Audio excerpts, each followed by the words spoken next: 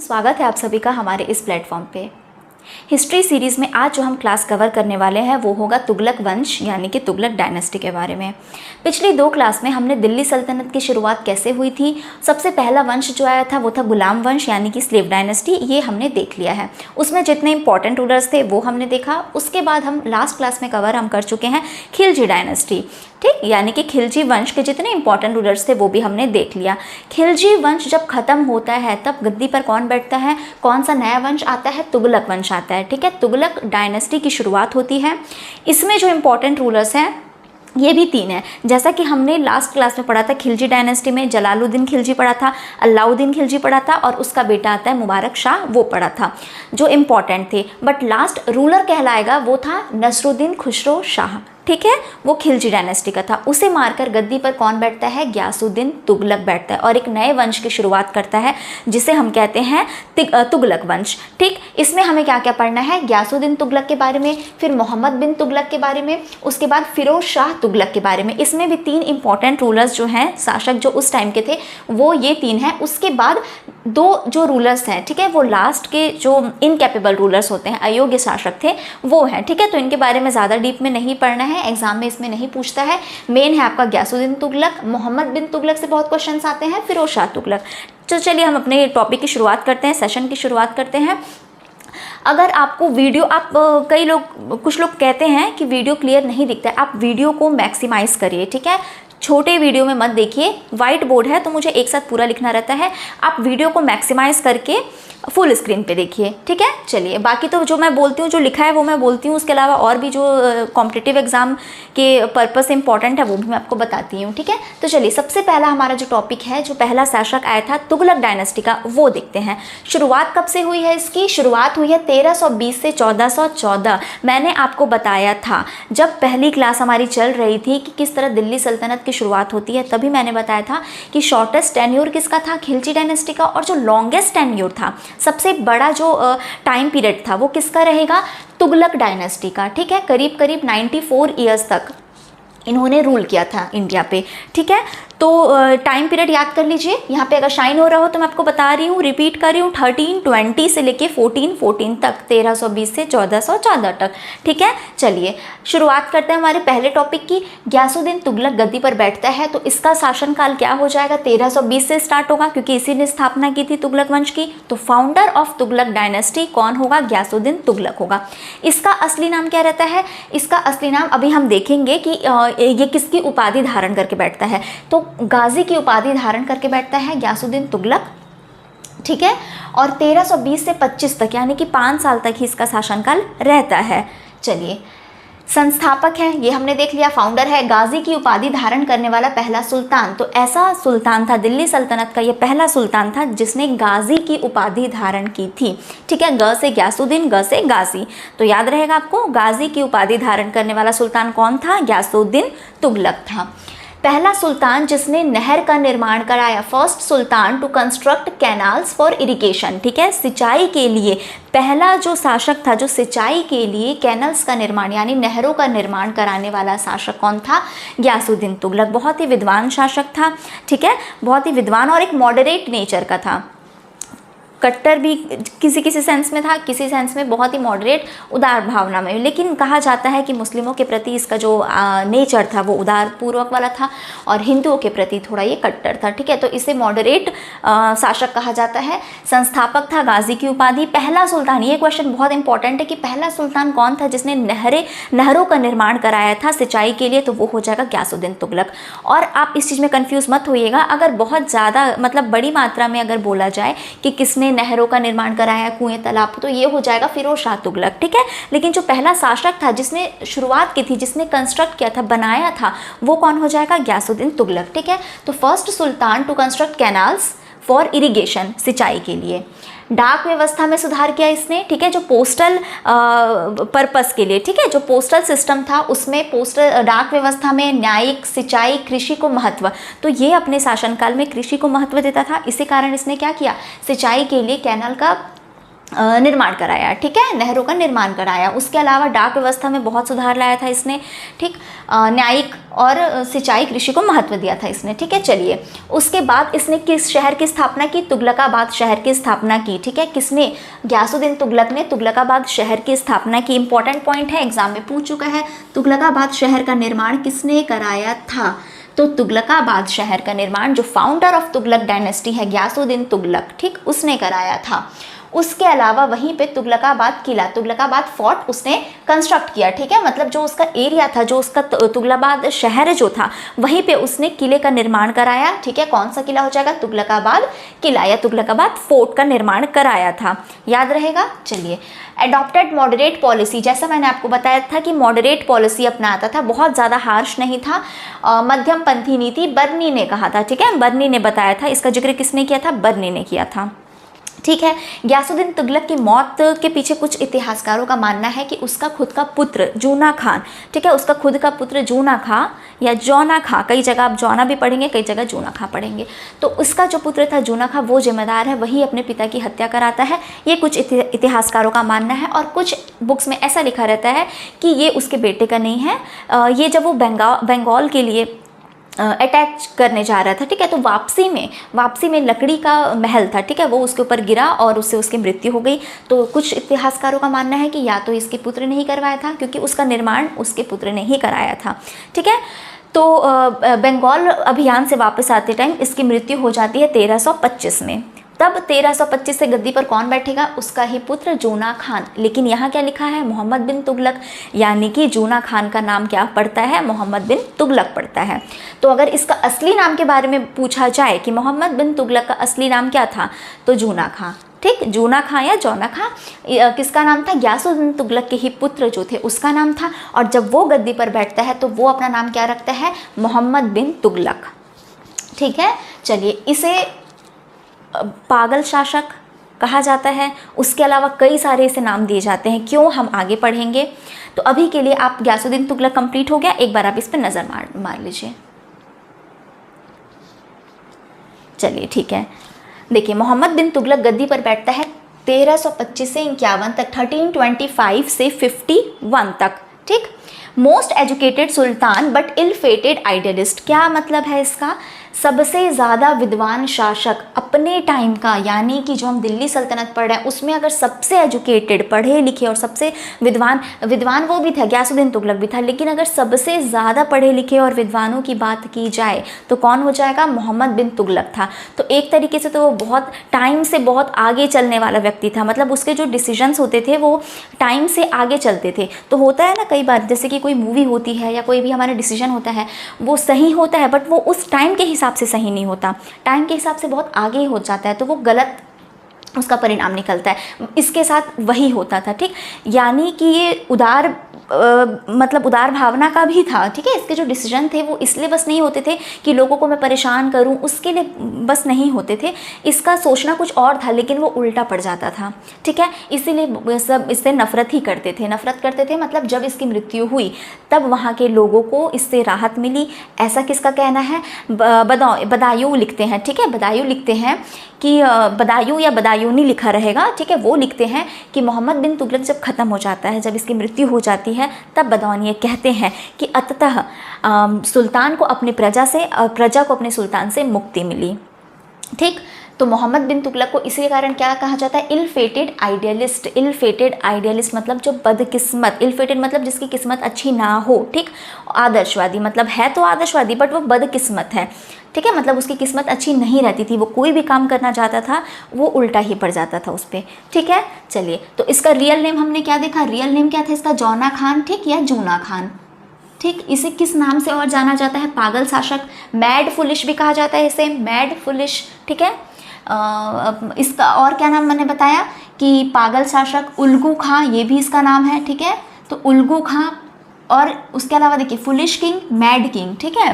कैसा राजा? फुलिश राजा, मैड राजा, पागल शासक, ये सारे नाम इसके ही हैं, ठीक। उसके अलावा उल्गू खां, ये एक इम्पॉर्टेंट नाम है, ठीक है, एग्जाम में ये भी पूछ चुका है उल्गू खां, तो आप समझ जाइए कि किसके बारे में बात कर रहा है, मोहम्मद बिन तुगलक के बारे में ही बात कर रहा है। ये इतना विद्वान था कि इसे philosophy, astronomy, mathematics, physical science, सारी चीज़ों का इसको नॉलेज था, बहुत इंटरेस्ट था, ठीक है। उसके अलावा ये अरबी, फारसी भाषा, यहाँ तक कि संस्कृत भाषा का भी ज्ञान रखता था। तो देखिए अरबी फारसी यानी कि अरेबियन और पर्शियन लैंग्वेज, तो अरबी फारसी दोनों का ज्ञान रखता था। फिलोसॉफी, एस्ट्रोनॉमी, मैथमेटिक्स, ये सब में इसको इंटरेस्ट था, ये सब में बहुत विद्वान व्यक्ति था ये, ठीक है। तो फिलोसॉफी, एस्ट्रोनॉमी, मैथमेटिक्स हो गया। उसके अलावा जैसे मैंने आपको बताया कि अरबी, फारसी, संस्कृत भाषा, ये सभी का इसको ज्ञान था। तो मोहम्मद बिन तुगलक बहुत ही विद्वान शासक था, सबसे ज़्यादा एजुकेटेड शासक था उस टाइम पे। उसके जो एक्सपेरिमेंट्स थे जो फेल हो गए, ठीक है, उसके बारे में हम पढ़ेंगे। जो उसने एक्सपेरिमेंट किया, जैसा मैंने आपको बताया, वो टाइम से आगे चलता था, तो वो जो सोचता था वो गलत नहीं था, ठीक है। उसने कई काम अच्छे भी किए हैं, लेकिन ज़्यादातर वो जो करता था वो गलत ही निकल जाता था, ठीक है। तो चलिए हम उसमें देख लेते हैं। सबसे पहले 1326 में, ठीक है, 1326 में उसने क्या किया, दोआब में कर वृद्धि, दोआब रीजन में, ठीक है, ये एक जगह रहता है जैसे कि गंगा और यमुना के बीच की जो ज़मीन रहती है, जो बहुत फर्टाइल रहती है, ठीक है, उपजाऊ हम जिसे कहते हैं वो ज़मीन, ठीक है। तो वो उस क्षेत्र को क्या कहते हैं, दोआब का क्षेत्र। तो दोआब के क्षेत्र में कर की वृद्धि कर दी, मतलब कि increased the land revenue in Doab region. Land revenue, ठीक है, जमीन का जो कर था उसकी वृद्धि कर देता है, एकदम से वृद्धि कर देता है। किस रीजन में, दोआब रीजन में। इससे क्या होता है, इससे ये होता है कि बिना सोचे, एक्चुअली वो इतना, इसका जो रेवेन्यू था, ठीक है, वो इतना खाली हो गया रहता है कि उसे भरने के लिए ये क्या करता है, टैक्स इंक्रीज़ कर देता है। अब टैक्स इंक्रीज़ तो इसने कर दिया, लेकिन बिना सोचे समझे। और क्या होता है, ये कुछ गलत के लिए नहीं, इसने ये सोचा कि रेवेन्यू खाली है, मुझे आर्मी के लिए ज़रूरत पड़ेगी या जो भी ज़रूरतें हैं उसके लिए मुझे अपना झोली भरना पड़ेगा, ये सीधा सीधा टैक्स इंक्रीज़ कर देता है। उसी टाइम पे अकाल पड़ जाती है, बारिश नहीं होती है, तो लोग मजबूर हो जाते हैं उस ज़मीन को छोड़ के कहाँ की ओर जाने के लिए, फॉरेस्ट, जंगल की ओर जाके रहने के लिए, क्योंकि वो असमर्थ हो जाते हैं। कर इतनी वृद्धि कर दी जाती है करों में कि वो असमर्थ हो जाते हैं देने में। उसके अलावा ये रीजन, उसने रीजन देख के किया, क्षेत्र का चुनाव देख कर किया, सोच समझ के किया, बट वो गलत पड़ गया, ठीक है। उसी टाइम पे क्या होता है, बारिश कम होती है उस साल, तो उसका असर ये भी होता है कि जो क्रॉप्स हैं, ठीक है, इरिगेशन वर्क है वो नहीं हो पाता है। लोग वहाँ से निकल चुके रहते हैं, बहुत लोग वहाँ से अपनी जगह को छोड़ के जा चुके रहते हैं फॉरेस्ट एरिया में, ठीक है। तो खाने की कमी हो जाती है, खाने की कमी हो जाती है। उसके अलावा लोग रॉबरी करने लगते हैं, यानी कि चोरी डकैती करने लगते हैं, तो इकोनॉमी धीरे धीरे ध्वस्त होने लगती है, ठीक है। तो अचानक से दोआब में कर की वृद्धि कर देता है, जो कि कब होता है, 1326 में। Many people fled to forest to avoid heavy tax, यानी कि जो ये हैवी टैक्स है, ठीक है, उसे अवॉइड करने के लिए, उसे ना देना पड़े, उसके कारण बहुत लोग कहाँ चले जाते हैं, जंगलों की ओर चले जाते हैं। लैक ऑफ रेन, उसी साल क्या हो जाता है, मैंने बताया आपको, लैक ऑफ रेन, ठीक है, बारिश कम होती है, तो वैसे ही लोग वहाँ से चले गए, प्लस बारिश भी कम हुई, तो फूड का शॉर्टेज हो जाता है, खाने की कमी होने लगती है, ठीक। और उसी के बाद प्लेग यानी कि हैजा, ठीक है, हैजा जो बीमारी है, प्लेग जो बीमारी है वो आ जाता है। तो इसके वजह से बहुत बुरा मतलब एक सिचुएशन बन जाता है, ठीक है। तो इसका जो एक्सपेरिमेंट था पहला 1326, वो पूरी तरीके से फ्लॉप हो जाता है। जब इसको अपनी गलती समझ में आती है तो ये एक ऐसा विभाग भी बनाता है, ठीक, जहाँ पे जो किसान है उनको क्या मिल सके, लोन दे सके वो, ठीक है। तो ये सोचता भी था, ऐसा नहीं है कि नहीं सोचता था, ठीक है। तो दोआब में कर वृद्धि 1326, इसकी वजह से बहुत सारे पीपल फॉरेस्ट की ओर भागते हैं, अवॉइड क्या करने के लिए, हैवी टैक्स को अवॉइड करने के लिए। चलिए दूसरा है उसका 1327 में राजधानी परिवर्तन। सबसे ज़्यादा बेवकूफ़ी वाला काम इसका यही था कि राजधानी परिवर्तन, हालांकि ये कुछ अच्छा सोच के ही इसने ये भी डिसीजन लिया था। इसने सोचा था कि दिल्ली में दो रीज़न कहे जाते हैं। पहला रीज़न ये था कि इसको साउथ की तरफ, ठीक है, दक्षिण की तरफ भी जाना था, दक्षिण की तरफ वहाँ से बैठ के मैं हैंडल करूँ, दक्षिण की तरफ जाऊँ तो वो एक सेंट्रल रीजन हो जाएगा, ऐसा ये सोचता था, ठीक है, कि शासन करने के लिए वो जगह ठीक रहेगी, वो ये सोचता था। और कुछ लोगों का मानना है कि वो मंगोल के इन्वेशन से बचने के लिए, ठीक है, मंगोलों के आक्रमण जो दिल्ली पर लगातार हो रहे थे उससे बचने के लिए भी इधर जगह का चुनाव करता है, ठीक। तो चलिए राजधानी का परिवर्तन उसने किया, कहाँ से कहाँ तक, 1327 में दिल्ली से देवगिरी, याद करिए देवगिरी पे पहला आक्रमण मैंने बताया था किसने कराया था, अलाउद्दीन खिलजी ने किया था, है ना। तो उसने किया था, उसने राजधानी किसको बनाई थी, सीरी को राजधानी बनाई थी, जो कि नई दिल्ली में ही स्थित है। तो अभी तक का कोई शासक जो था वो इस तरफ आके राजधानी नहीं बनाता है, ठीक है। भले आक्रमण किया था अलाउद्दीन खिलजी ने, इसने ये भी चाहता था कि साउथ की तरफ क्या हो, मेरा वहाँ कैपिटल हो, लेकिन कोई और शासक किसी ने कैपिटल ट्रांसफ़र नहीं किया था वहाँ पे। पर इसने क्या किया, अपनी राजधानी को शिफ्ट कर दिया दिल्ली से, कहाँ पे, दौलताबाद, दिल्ली से देवगिरी में, और उसका नाम उसने क्या रखा, दौलताबाद रखा, ठीक है। दिल्ली देवगिरी का नाम इसने दौलताबाद रखा, ठीक है। देखिए ये डिसीजन ऐसा था जो कि ये भी पूरी तरीके से फेल हो जाता है। अगर अचानक आप किसी को कहते हैं कि अपना घर छोड़ के दूसरे शहर में शिफ्ट होने, तो क्या किसी को भी ये मन करेगा? बिल्कुल नहीं। इसने सभी लोगों को लेके, चाहे वो आम जनता हो, चाहे वो उसी के शासनकाल के जो उसके गवर्नमेंट ऑफिशियल्स रहते हैं, सबको लेके वो निकल पड़ा। सबको जाना रहेगा, कहाँ जाना रहेगा? देवगिरी, ठीक है। और देवगिरी का नाम ही इसने क्या रखा था? दौलताबाद रखा था, ठीक। तो दौलताबाद नाम किसने रखा था, पूछा जाए एग्जाम में, तो क्या हो जाएगा? मोहम्मद बिन तुगलक ने रखा था, ठीक है। जब ये शिफ्ट करता है, जब ये अपनी राजधानी बनाता है उधर, तो सबको बोलता है कि उसके साथ चलने के लिए, ठीक है। लगातार इतनी दूर लोगों को जाने आने में इतनी दिक्कतें आती है। ऑब्वियसली आज के टाइम इतना साधन हो गया, उस टाइम तो नहीं था, है ना। उस टाइम किसी का मन नहीं था अपने घरों को छोड़ने के लिए, पर वो मजबूर कर देता है, मतलब वो सबको फोर्स करता है, उसे फोर्स करना पड़ता है सबको वहाँ जाने के लिए। तो मजबूरन लोगों को जाना पड़ता है। रास्ते में बहुत लोगों की मृत्यु हो जाती है, या तो खाने की कमी के कारण, ठीक है, भूख से, या इतनी दूर जो थकान हुई है चलने की वजह से, जाने की वजह से, ठीक है, उसके कारण कई लोग ख़त्म हो जाते हैं, कई लोग की मृत्यु हो जाती है। जब तक इसको अपनी गलती समझ में आता है, ठीक है, तो फिर वो वापस बोलता है। तो 2 साल के बाद वो तुरंत वापस बोलता है कि चलो वापस हम दिल्ली चलेंगे। तो दिल्ली से देवगिरी को अपनी राजधानी बनाता है, सबको वहाँ लेके जाता है, बहुत लोगों की वहाँ मृत्यु होती है, फिर वापस लेके आता है। तो वापसी में भी कई लोगों की मृत्यु हो जाती है, ठीक है। तो ये भी बुरी तरीके से फ्लॉप हो जाता है इसका ये आइडिया, ठीक है।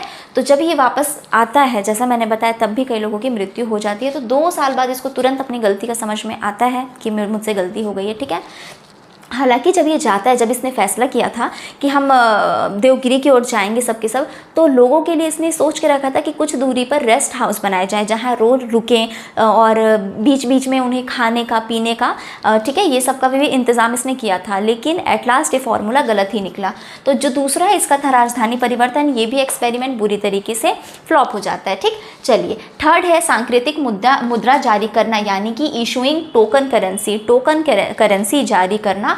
ये भी इसका आइडिया जो एक्सपेरिमेंट है वो फेल हो जाता है। सांकेतिक मुद्रा जारी करना ये कब हुआ था? 1329 में, ठीक है। ईयर देख लीजिएगा। दोआब क्षेत्र में कर की वृद्धि 1326 में, 1327 में राजधानी परिवर्तन, कैपिटल शिफ्टिंग का काम होता है, और 1329 में टोकन करेंसी इशू करता है, जो किसकी बनी रहती है? कॉपर की और ब्रास की, यानी कि तांबे और पीतल की बनी रहती है।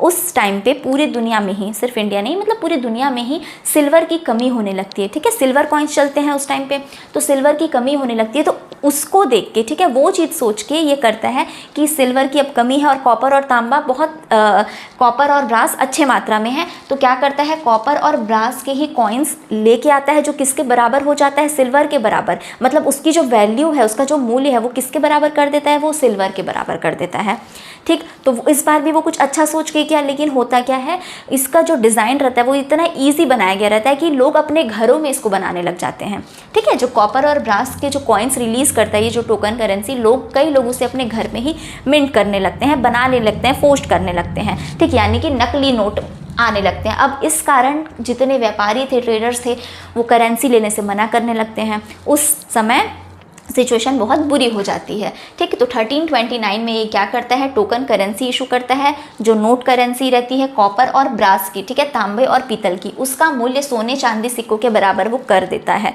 जिससे लोग जाली नोट बनाने लगते हैं, ठीक। तो ये आइडिया भी उसका, ये एक्सपेरिमेंट भी फ्लॉप होता है। उसके बाद 1329 में और उसने क्या किया? Organised huge army paid in advance, बहुत बड़ी मात्रा में, बहुत बड़ी संख्या में आर्मी को रख लेता है, ठीक है। कहते हैं 3,70,000 आर्मियों को ये रख लेता है और सबको एडवांस में पेमेंट कर देता है। क्या पे हमला करने के लिए, जो कि 1329 में उसकी प्लानिंग रहती है, उसके लिए क्या करता है? इतने लोगों को ले लेता है और एडवांस में पेमेंट कर देता है।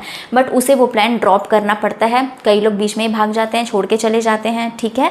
तो खुरासन और इराक पे जो अटैक करने वाला था उसका था 1329 में डिसीजन, और 1313 में खुरासन हिल्स जो वहाँ पे हैं उस पर इसका वॉर करने का डिसीजन था, ठीक है।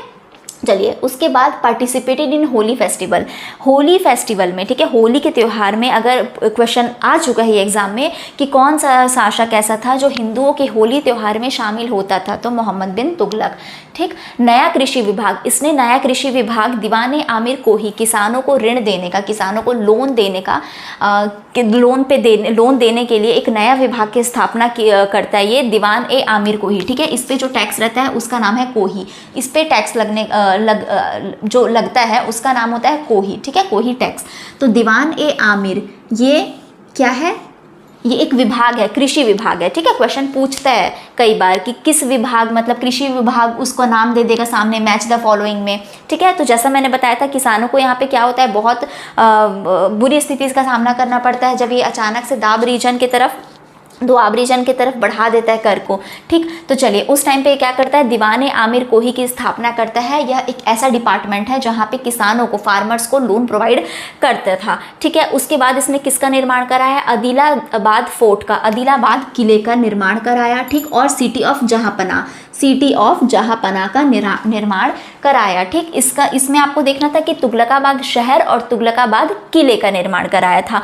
मोहम्मद बिन तुगलक आदिलाबाद किला का और सिटी ऑफ जहांपना का निर्माण इसने कराया था। ठीक है, इसके टाइम पे ये क्वेश्चन भी बहुत इंपॉर्टेंट है कि किस शासक के टाइम पे इब्न बतूता भारत आता है। ठीक है, तो इब्न बतूता जो कि एक मोरक्को ट्रैवलर है, यानी कि यात्री था इब्न बतूता, वो कब आता है? 1333, यानी कि 1333 में इंडिया आता है। और उससे इम्प्रेस होकर मोहम्मद बिन तुगलक उसे क्या बना देते हैं? काजी ऑफ दिल्ली। ठीक है, काजी या जज। ठीक है, तो दिल्ली का काजी बना देते हैं। 8 सालों के लिए वो वहाँ पे रहता है, मतलब 8 सालों तक ये जिम्मेदारी निभाता है काजी ऑफ दिल्ली का। ठीक है, पहला सुल्तान, first Sultan to 8 famine victims, यानी कि जो अकाल पीड़ित रहते हैं, ठीक है, जो अकाल से पीड़ित थे, उनके लिए, उनकी हेल्प के लिए पहला ऐसा सुल्तान था जिसने क्या किया था? डिपार्टमेंट बनाया था। ठीक है, चलिए, इसके पीरियड पे ही मोहम्मद बिन तुगलक के पीरियड में दक्षिण में, साउथ में विजयनगर और बहमनी एम्पायर की शुरुआत होती है, की स्थापना की जाती है। ठीक है, विजयनगर की स्थापना कब की जाती है? 1336 में। किसके द्वारा? हरिहर और बुक्का, जो 2 भाई रहते हैं, उसके द्वारा उनकी स्थापना की जाती है। ठीक है, उसके अलावा बहमनी किंगडम कब बनता है? 1347 में। ठीक है, तो बहमन शाह के द्वारा 1347 में बहमनी किंगडम बनता है और 1336 में विजयनगर बनता है। तो किसके पूछा जाए, कौन से शासक के टाइम पे, कौन से दिल्ली सल्तनत शासक के टाइम पे विजयनगर और बहमनी बनता है दक्षिण में? तो क्या हो जाएगा? मोहम्मद बिन तुगलक। इसकी मृत्यु होने पर, जैसा मैंने आपको बताया, बदानी ने कहा था कि अततकी सुल्तान को अपनी प्रजा से और प्रजा को अपने सुल्तान से छुटकारा मिलता है। ठीक है, चलिए, ये हमारा कंप्लीट हो गया मोहम्मद बिन तुगलक। नेक्स्ट है आपका फिरोज शाह तुगलक। फिरोज शाह तुगलक क्या रहता है? इसी का कज़न रहता है। ठीक है, मोहम्मद बिन तुगलक का ही चचेरा भाई रहता है, कज़न रहता है। फिरोज शाह तुगलक कब से कब तक गद्दी पर बैठते हैं? 1351 से 88 तक। ठीक है, 1351 से 1808 तक कज़िन होगा। ठीक है, तो ये कज़िन रहता है, कज़िन। ठीक, कज़िन ऑफ मोहम्मद बिन तुगलक, जिसने किसकी स्थापना की रहती है? जौनपुर सिटी की। ठीक है, जौनपुर सिटी की, जूना खान या जौना खान जो था मोहम्मद बिन तुगलक, उसकी याद में किसकी स्थापना की जाती है? जौनपुर शहर की स्थापना की जाती है। तो जौनपुर सिटी बनाने वाला कौन था? फिरोज शाह तुगलक था। कब से कब तक? 1351 से 88 तक। नहरों पे कर लगाने वाला पहला शासक था। नहरों का निर्माण जो किसने किया था? गयासुद्दीन तुगलक। ठीक है, तब से वो चला आ रहा था, तो उस पर कर लगाने का किसने काम किया था? फिरोज शाह ने। ठीक है, तो अगर पूछा जाए कि कैनाल्स पे अगर टैक्स लगाया जाता था तो पहला शासक कौन था जो जिसने ऐसा किया? तो फिरोज शाह तुगलक ऐसा शासक था जिसने नहरों पे कर लगाया सबसे पहली बार। ठीक है, उस कर का नाम क्या था? हक-ए-शर्ब। ठीक, हक-ए-शर्ब। ठीक, चलिए, इसने 28 टैक्स हटा दिए जो मुस्लिम इस्लामिक लॉ के अगेंस्ट थे, जिससे उसे लगा कि 28 चीज़ों पे, इस्लामिक लॉ के अगेंस्ट जो उसे लगा, उसने 28 चीज़ों पे कर हटा दिया। ठीक है, और 4 इंपॉर्टेंट टैक्स जो आपको याद रखने हैं, 4 इंपॉर्टेंट टैक्स लगाया, जो कौन कौन से थे? खराज, खम्स, जजिया और जकात। ठीक है, खराज, खम्स, जजिया और जकात। जजिया वो टैक्स था, इसके बारे में कई बार पूछा जा चुका है कि जो नॉन मुस्लिम थे या ब्राह्मणों पे लगने वाला टैक्स, ठीक है, स्पेशली ब्राह्मणों पे लगने वाला टैक्स जो था वो कौन सा था? जजिया टैक्स। ठीक है, और जजिया टैक्स लगाने वाला कौन था? फिरोज शाह तुगलक। ठीक है, तो सबसे पहली बार इसी ने जजिया tax non Muslims, even Brahmans पे भी लगाया था। उसके बाद क्या था? खराज, खम्स, जजिया, जकात। ठीक है, 2 ख से हैं, 2 ज से हैं, आप ऐसे याद कर सकते हैं। खराज क्या था 10% या 1/10 ऑफ लैंड प्रोड्यूस, जो भी आपके लैंड का प्रोड्यूस है, ठीक है, जमीन का जो भी आपका उपज है, जो भी, उसका आपको क्या देना पड़ेगा, 10% या 1/10, ठीक है। 20% या 1/5 और ऑफ वॉर बूटी, मतलब कि जो युद्ध होते थे, ठीक है, उसका आपको कितना देना पड़ेगा, जो युद्ध जीत जाते थे, ठीक है, तो 20%, ठीक है, यानी कि 1/5 ऑफ वॉर बूटी। जजिया मैंने आपको बता दिया। जकात क्या था, ऑन मुस्लिम्स, मुस्लिम्स पे लगने वाला धार्मिक कर था, ठीक है, तो रिलीजियस पर्पस के लिए, कुछ स्पेशल रिलीजियस पर्पस उस टाइम पे मुस्लिम्स पे लगने वाला टैक्स कौन सा था, जकात टैक्स। चलिए, इसने क्या किया, 150 कुएं का, 100 पुलों और 50 बांधों का, ठीक है, देखिए इतने सारे कुएं, पुल, बांध, उसके अलावा नहर, इतने सारी चीज़ों का निर्माण कराया था इरिगेशन पर्पस के लिए, ठीक है, और कई सिंचाई नहरें बनाई थी इसने। तो सबसे ज़्यादा अगर किसके टाइम पीरियड पे बना है, तो फिरोज शाह तुगलक के टाइम पे, ठीक है। शुरुआत किसने की थी कैनाल कंस्ट्रक्शन की, गयासुद्दीन तुगलक ने। चलिए, इसने क्या किया था, इस्टेब्लिश्ड हॉस्पिटल्स, बहुत सारे हॉस्पिटल्स बनाए, मैरिज ब्यूरो बनाए, ठीक है, मुस्लिम के लिए ये क्या करता था, फ्री हॉस्पिटल्स बनाता था, मैरिज ब्यूरो, एम्प्लॉयमेंट ब्यूरो बनाया था, जिसमें जो अनएम्प्लॉयड लोग थे, ठीक है, उनको एम्प्लॉयमेंट मिलने का काम होगा। तो जो हॉस्पिटल्स हैं, मैरिज ब्यूरो, एम्प्लॉयमेंट ब्यूरो, उसके अलावा और जो पुअर मुस्लिम थे, गरीब मुस्लिम थे, या विधवा थी या लड़कियां थी, उनके लिए क्या बनाया गया, दीवान ए खैरात, ठीक है, उनके लिए दीवान ए खैरात, उनके हेल्प के लिए क्या बनाया गया, कौन सा विभाग, दीवान ए खैरात, ठीक। दीवान ए बंदगान किसके लिए बनाया गया, डिपार्टमेंट फॉर स्लेव्स, ठीक है, इसे किसका शौक था, जो स्लेव्स थे, गुलाम थे, ठीक है, उनका इसे शौक था, तो उनके लिए एक शाही कारखाना था, ठीक है, उसमें हजारों दास कार्यरत थे, उनकी सेवा के लिए कौन सा डिपार्टमेंट बना था, दीवान ए बंदगन, ठीक है, बंदागन। ये डिपार्टमेंट किसके लिए था, स्लेव्स के लिए था, यानी कि गुलामों के लिए था, ठीक। शाही कारखाना था जिसमें हजारों दास कार्यरत थे, तो उनके देख रेख के लिए था, ठीक है।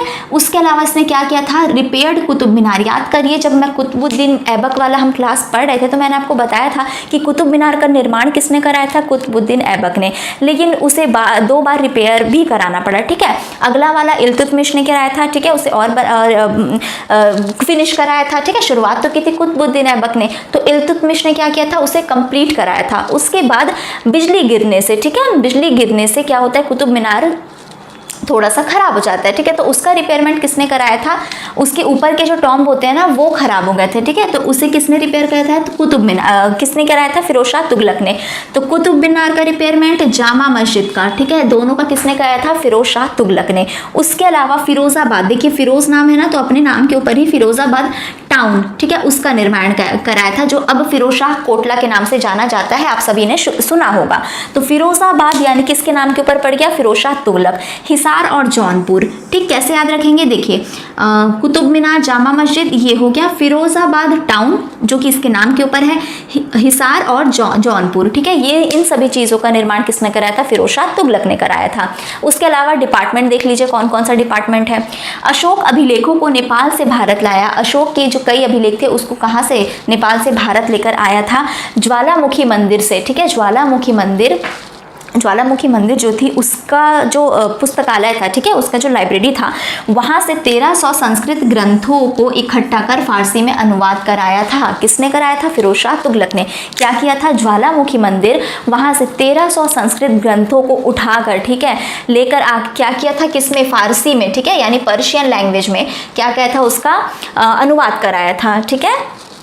इसकी ऑटोबायोग्राफी, ऑटोबायोग्राफी क्या होती है, बायोग्राफी मतलब किसी के बारे में जब हम लिखते हैं, ठीक है, और ऑटोबायोग्राफी मतलब खुद के लिए ही हम खुद के बारे में ही हम खुद लिखते हैं हम, ठीक है, जब, तो वो हो जाता है ऑटोबायोग्राफी, ठीक है। तो उसकी जो आत्मकथा है उसका नाम पढ़ लीजिए, बहुत इंपॉर्टेंट है, फुतूहत ई फिरोज शाही, ठीक है, फुतूहत ई फिरोज शाही, फुतूहत ए फिरोज शाही, ठीक, फुतूहत ए फिरोज शाही इसकी ऑटोबायोग्राफी है। उसके बाद जब इसकी मृत्यु हो जाती है तब गद्दी पर कौन बैठता है, नसरुद्दीन मोहम्मद। ज़्यादा कुछ खास आपको इसके बारे में याद नहीं करना है, एक बार आप देख लीजिए, फिरोज शाह तुगलक।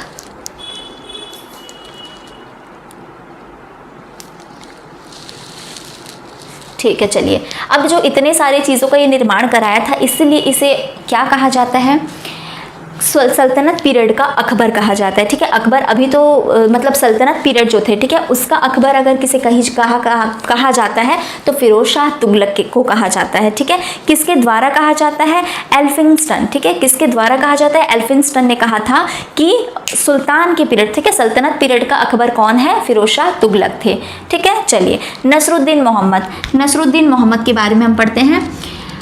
नसरुद्दीन मोहम्मद क्या होता है, आपको बस ये देखना है कि इसके बाद आते हैं 2 रूलर्स जो कि बहुत ही इनकैपेबल यानी अयोग्य शासक थे।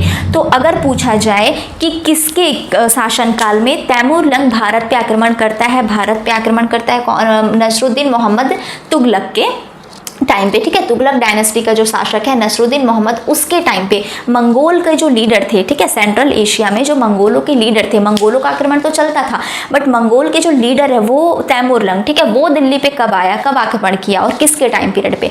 तो तैमूरलंग दिल्ली पे आक्रमण करता है 1398 में, और 1398 में किसका पीरियड हो जाएगा, नसरुद्दीन मोहम्मद का पीरियड हो जाएगा, ठीक। चलिए उसके बाद दौलत खान देखना है, सबसे लास्ट शासक था तुगलक डायनेस्टी का, कौन, दौलत खान, ठीक। जब तैमूरलंग दिल्ली पे आक्रमण करता है तो तैमूरलंग ही खिज्र खान को अपॉइंट करता है, तैमूरलंग ही खिज्र खान को भेजा रहता है, ठीक है, किस पे अटैक करने के लिए, दौलत खान पे अटैक करने के लिए। और दौलत खान देखिए डिफीटेड बाय खिज्र खान, ठीक है, तो दौलत खान हार जाता है, ठीक है, दौलत खान हार जाता है खिज्र खान से। और तब खिज्र खान एक नई डायनेस्टी, एक नए वंश की शुरुआत करता है, जो कौन सा वंश होगा, सैयद डायनेस्टी, ठीक है। तो सैयद डायनेस्टी की शुरुआत होती है किसके बाद, दौलत खान के बाद। अगला टॉपिक हमारा सैयद वंशी होने वाला है। अभी तक हमने 3 वंश कवर कर लिया, गुलाम, खिलजी और तुगलक डायनेस्टी। अगला जो हमारा टॉपिक होने वाला है वो सैयद और लोदी मिक्स एक ही क्लास में हो जाएगा, क्योंकि बहुत ज़्यादा कुछ उसके बारे में नहीं है पढ़ने का, बहुत शॉर्ट टॉपिक है, वो हो जाएगा। उसके बाद हम फिर क्या देखेंगे, मुगल पीरियड देखेंगे। तो मुगल पीरियड की जब कुछ क्लासेस हो जाएंगी कंप्लीट तो फिर मॉडर्न पीरियड स्टार्ट हो जाएगा, ठीक है, जो मॉडर्न हिस्ट्री है वो हम स्टार्ट करेंगे। तो जितनी इंपॉर्टेंट चीज़ें थी सब मैंने आपको बता दी हैं। कुछ फीडबैक देना हो या कुछ भी आपको बताना, बिल्कुल आप कमेंट करके पूछ सकते हैं या फीडबैक दे सकते हैं। तो चलिए हम मिलते हैं अपने अगली वीडियो में, तब तक के लिए take care, bye and thank you.